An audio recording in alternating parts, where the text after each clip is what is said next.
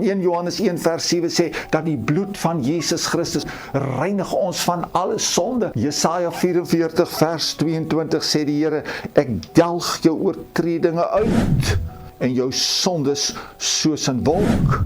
Psalm 103 vers 12 sê, so ver as die ooste verwyder is van die weste, so ver verwyder hy ons oortredinge van ons. Die ooste en die weste het nie 'n kans om by mekaar te kom nie. Job 14 vers 17, my oortredinge is verseël in 'n bondeltjie, en hy sluit my ongeregtighede weg. En wat maak hy dan? Micha 7 vers 19 sê, hy werp dit in die dieptes van die see, nooit weer iewers beskikbaar. Loof die naam van die Here vir al die beelde wat gebruik word om te wys dat ons sondes is verby, dit bestaan nie meer nie.